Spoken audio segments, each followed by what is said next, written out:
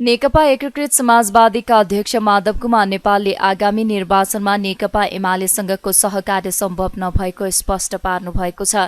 समाजवादी press संगठन रूपन्देहीले शनिबार बुटवलमा आयोजना गरेको पत्रकार सम्मेलनमा अध्यक्ष नेपालले एमालेसँग गठबन्धन गर्नका लागि ढोका बन्द भएको भन्दै आगामी निर्वाचनमा सहकार्य सम्भव नभएको स्पष्ट पार्नु भएको हो। उहाँले आफूहरूले एमालेबाट गरेको विद्रोहको औचित्य पुष्टि भएको जिकिर गर्दै गलत प्रवृत्तिले गर्दा भएको हानि नोक्सानीको सबैले समीक्षा गर्नुपर्ने बताउनुभयो। उहाँले अहिलेको 5 दलीय गठबन्धनले मुलुकलाई जोगाउने काम गरेकाले संघ र प्रदेशको निर्वाचनमा पनि सहकार्य जारी राख्ने धारणा राख्नुभयो। निर्वाचनको मिति घोषणा भए लगत्तै सही नीति र दृष्टिकोण बोकेर पार्टी जनतामा जाने तयारी गरेको उहाँले बताउनुभयो। त्यो तर विगतमा भएका व्यवहारबाट शिक्षा लिनु पर्दछ। गठबन्धनको गीत मात्रै गाएर अनि आफू केही पनि नगरेर अरूले जिताइदिलान् भनेर अनि गठबन्धनले भन्यो भने उठ्छु, नभए गठबन्धनको समर्थन भएन भनेपछि साथौ जाने, यो स्थितिबाट मुक्त हुनुपर्दछ। जुन जुन ठाउँमा गठबन्धन भएर एक्लै हामीले उठ्यौँ ती ठाउँमा शानदार रूपमा सफलता हासिल गरेको हाम्रो आफ्नै अनुभव छ। हाम्रो आफ्नै अनुभव छ। हामीले एक्लै उम्मेदवार खडा गरेको, जम्मै मेयर, उपमेयर, वडा अध्यक्षहरू, वडा सदस्यहरूको उम्मेदवारी खडा गरेको ठाउँमा झन्डै 2/3 स्थानहरू हामीले जितेको अहिले उदाहरण हाम्रो सामुमा प्रस्तुत छ। बन्द हुन्छ कसरी? च्याप्टर खुलेकै छैन। जुन इस्यु थिए ती इस्यु जिउँदैछन्। जुन विषयले गर्दाखेरि हामीले विद्रोह गर्यौँ, विद्रोहको औचित्य बरु पुष्टि भएको छ र त्यो विद्रोहको पुष्टि मात्रै भएको होइन कि त्यो गलत प्रवृत्तिले गर्दाखेरि के हानि नोक्सानी भयो त्यो सबैले ममा गर्नुपर्ने, आत्मसमीक्षा गर्नुपर्ने आवश्यक। सबैमा चेतना भया, सबैले सोचुन्, विचार गरून्। कुनै नेता विशेष र पार्टी विशेषको बारेमा मैले भन्नुपर्ने छैन।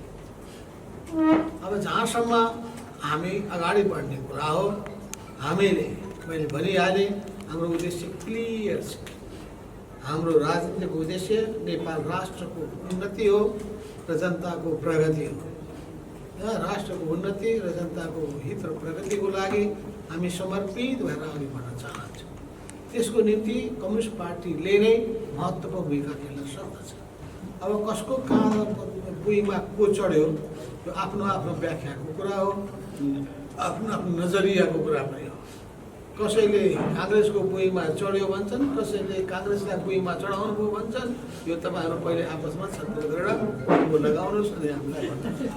किन कुरा सत्य त एउटै होला नि, दुईटै हुन सक्दैन होला। त्यसैले भ्रमबाट के मुक्त हुनु पऱ्यो भने हाते मालो गरेर हामी अगाडि बढिरहेका छौँ। अवश्य पनि हो, हामी सहकार्य गर्दै अगाडि बढिरहेका छौँ। यो हाते मालो सहकार्य गर्दाखेरि जो माथिल्लो पदमा पुगेको छ, जसले बढी फाइदा उठाएको छ, उसले अरूको भुइँमा चढेको भन्नु लाग्दछ। बरु हाम्रै जिउ बलिरहेछ, हाम्रो जिउमा चढेरै मान्छे अगाडि बढ्नु। त्यसो हुनाले हामी कहिले हामी अरूको भुइँमा पनि चढेको, म पनि चढेकै। त्यसो हुनाले त्यो भुइँको व्याख्या गर्दै हो भने जो माथि पुग्यो अरूको भुइँमा चढेरै चढ्छ। उहाँले राष्ट्रिय हित र सुरक्षालाई केन्द्रबिन्दुमा राखेर छिमेकी र अन्य मुलुकसँगको सम्बन्ध विस्तार गर्नुपर्ने समेत बताउनुभयो।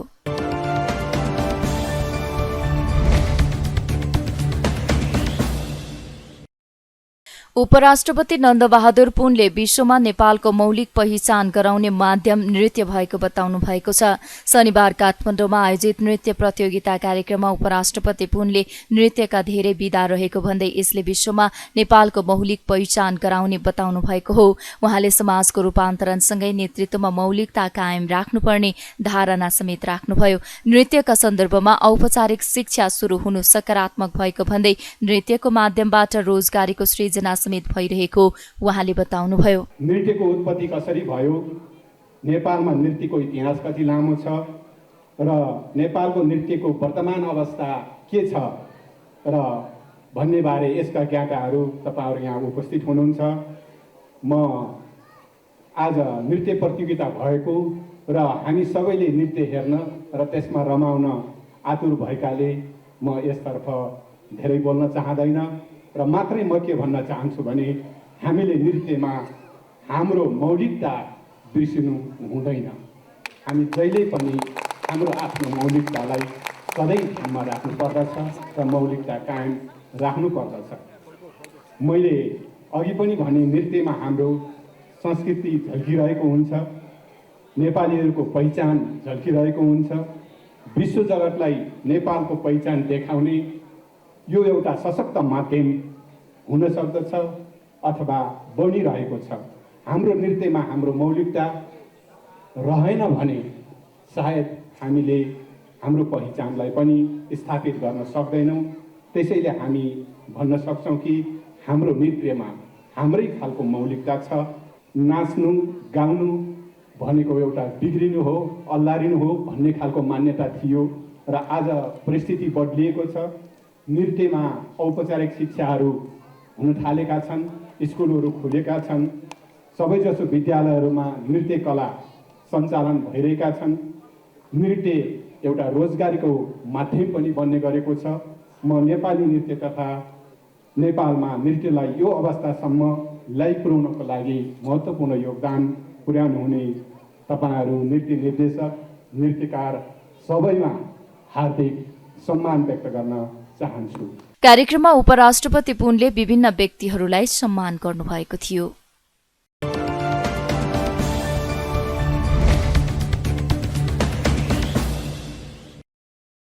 नेपालमा थप 102 जनामा कोरोना भाइरसको संक्रमण पुष्टि भएको छ। देशभर गरिएको 1539 पीसीआर परीक्षणका क्रममा 72 जना र 1076 एन्टिजेन परीक्षणका क्रममा 30 जनामा कोरोना संक्रमण पुष्टि भएको स्वास्थ्य मन्त्रालयले जनाएको छ। कोरोनाका कारण शनिबार पनि कसैको मृत्यु भएको छैन। त्यस्तै थप 31 संक्रमित निको हुँदा हालसम्म नेपालमा 9,67,656 जना निको भएका छन्। हाल नेपालमा 605 सक्रिय संक्रमित आइसोलेसन रहेको मन्त्रालयले जनाएको छ।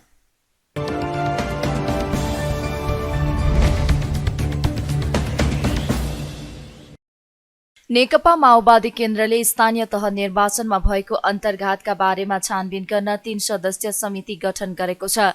शनिबार पार्टी कार्यालय पेरिस डाँडामा बसेको पार्टीको स्थायी कमिटिको बैठकले स्थानीय तह निर्वाचनमा भएको अन्तर्घातका बारेमा छानबिन गर्न अनुशासन विभागको संयोजक समेत रहेका टंक राईको अध्यक्षतामा 3 सदस्यीय समिति गठन गरेको हो। समितिमा मुक्ति प्रधान र खिमलाल देवकोटा रहेको माओवादी केन्द्रका प्रवक्ता कृष्ण बहादुर महराले जानकारी दिनुभयो। बैठकले पार्टीको विद्यार्थी संगठनमा देखिएको समस्या समाधानका लागि रमेश मल्ल, नरेन्द्र नेउपाने, रत्न ढकाल सहितको 3 जनाको सुझाव समिति समेत गठन गरेको प्रवक्ता महराले बताउनुभयो। त्यस्तै बैठकले प्रदेश कमिटी र केन्द्रको बीचमा समन्वय कायम गर्नको निम्ति प्रदेश इन्चार्जको नेतृत्वमा प्रदेश समन्वय समिति पनि गठन गरेको छ।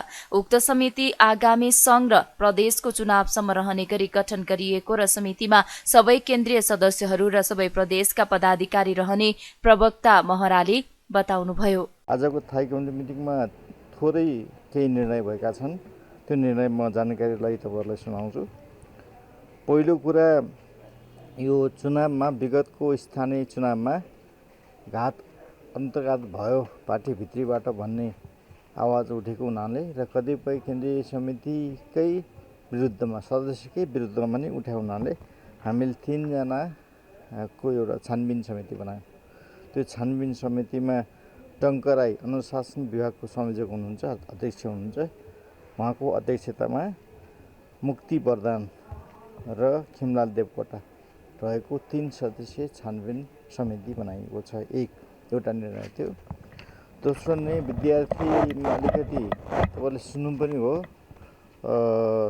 केही समस्या पैदा भएको छ। त्यो समस्याको हल गर्नलाई पूर्व विद्यार्थी नेताहरू रमेश मल्ल, नरेन्द्र नेउपाने, रत्न ढकाल 3 जना भएको एउटा हल सुझाव समिति बनाइएको छ। उहाँहरूले सुझाव दिनुहुन्छ, थाई कमिटीले निर्णय गर्छ। एउटा त्यो। तेस्रो निर्णय एउटा चाहिँ यो प्रदेश कमिटी र केन्द्रको बीचमा समन्वय कायम गर्नको निमित्त इन्चार्जको नेतृत्वमा एउटा प्रदेश समन्वय समिति बनाइएको छ। यो चुनावसँगको लागि मात्रै हो। र त्यसमा केन्द्रीय सदस्यहरू सबै प्रदेशका पदाधिकारी सबै रहनुहुन्छ र त्यसको समन्वय समिति बनाएपछि यो चुनावसम्मको लागि हो मात्रै हो भन्ने बुझ्नुपर्छ। फेरि त्यो भन्नु अगाडिको होइन। चौथो निर्णय चाहिँ हामीले अब प्रदेशको प्रशिक्षण कार्यक्रमहरू बैठकहरू राखेका छौँ। त्यसमा श्रावण 16 गते हामीले उसको राखेका छौँ। 16 गतेदेखि सुरु गरेर भाद्र 3 गते सकिने गरेर यो प्रदेश उसमा राखिएको छ। 18 गते गण्डकी, 20 गते एकीकरण प्रदेश, 22 गते 24 गते लुम्बिनी, 29 गते कर्णाली, 28 गते सुदूरपश्चिम, 30 गते विशेष, 1 गते सम्पर्क समन्वयको, 3 गते प्रवास। यसरी हामीले उसको प्रदेशको प्रशिक्षण तथा बैठकहरू राखेका छौँ। यति मात्र आज निर्णय हो। बैठकले आगामी साउन 16 गतेदेखि भदौ 3 गतेसम्म प्रदेशको प्रशिक्षण कार्यक्रम र बैठकहरू गर्ने निर्णय गरेको छ।